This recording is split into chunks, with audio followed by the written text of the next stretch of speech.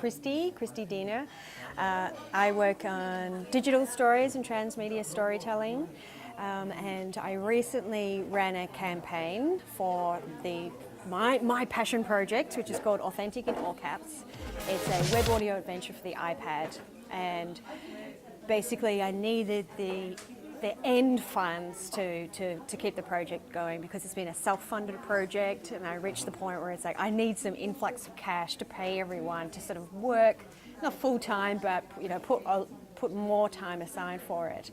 And yeah, that campaign was run on Pozible, and I ran it for a month, and it was successful, which is great.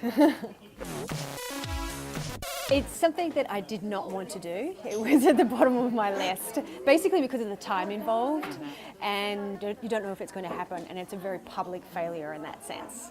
So it's a big risk. But then I realised it would be so much better if I did get some funds, this burst of funds in, and it would be better in terms of publicity for the project and all that sort of stuff. So then I decided, right, I will go for it. I will try this crowdfunding thing. I did want to go with Kickstarter at the beginning, because I knew that a lot of my backers would be overseas. Basically because I was drawing on my network, my existing network, and a lot of them are overseas. Researching Kickstarter, you have to have a company in the US, which is not hard to do. I found out I could probably, within 3 hours I could have a company set up. You don't have to be there at all.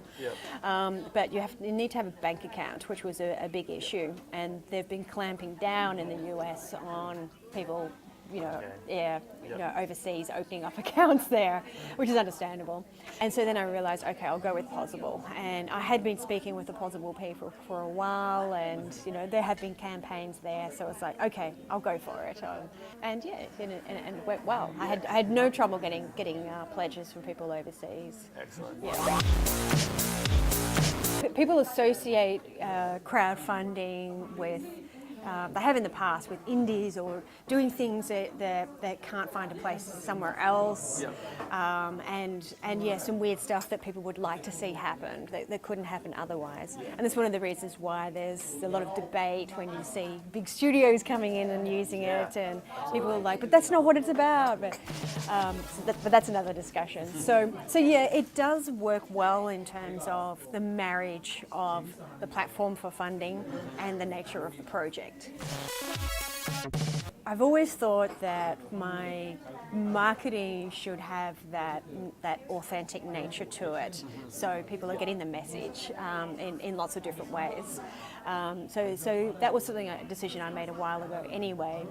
The decision to do the video updates was definitely strategic. Based on the research, it was like you're more likely to succeed if you have the video updates and all that sort of stuff.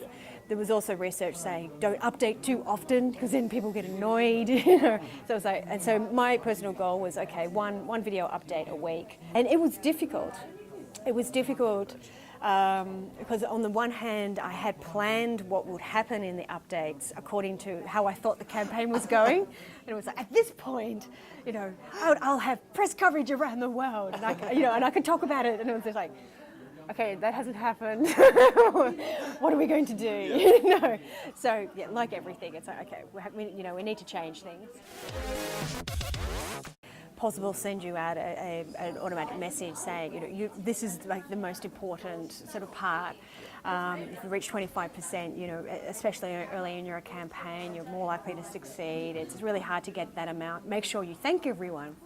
And I just thought, how can I thank everyone? It's like, I'll mention everyone, but I'll do create an alias, create a fun little name for the person. It took so long because there's people that I knew, and so I could quickly, put something there, and then just researching. Then there were people that I didn't know, so basically, I'll find their name and find their personal websites, find their Twitter, and doing all of this sort of surveillance, all this, lurking of people's lives to find some little moment which would capture them, and put that on there. Researching your audience is really important, and that's what I found. Even with the rewards, for instance, one of the rewards is that you could have your own avatar, your own sort of profile as an artist assassin created to be in the world.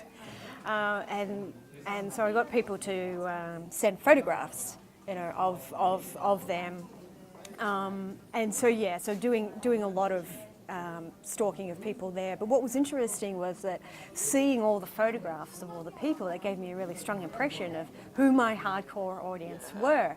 Suddenly I had all these photographs. It was very clear to me who they were.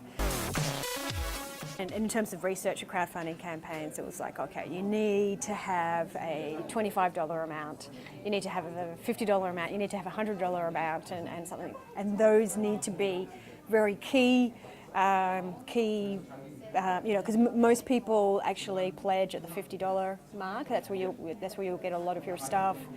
So make sure there's really interesting things at those price points. And so so looking in the biopsychology as well, I was looking at comparisons and the idea of a sale. The other thing I need to do is get people pledging early. Yes. Because you want them to, because there's a spike at the beginning and there's a spike at the end, and there's quietness or terrible stuff happening in the middle. Yes. And so I thought, I really want to get as much people pledging at the beginning. So I thought I'll put in something there to motivate people to pledge at the beginning. So that's when I put that price point in as the early bird version of the $50 one. Yeah, that worked really well, but I got the volume completely wrong because I forgot how little, in the end, how little amount of pledges there actually are, of backers there actually are. If you look at the stats of like, I've got over 1,000 people have been sharing the news, but it's only a tiny percentage of those that are actually pledging, and they're pledging well. And so I got the volume of that wrong. In order for it to be an early bird special, it needs to be something that is it's better to target the journalist rather than the actual publication. So then I turned to journalists, and during the few months beforehand, whenever I saw an article by a journalist about a project that was similar to mine, that was some weird sort of new interactive narrative thing or something like that, just something that was different, I basically kept a record of that. So I knew the journalist and I could refer back to the article again when I'm contacting them.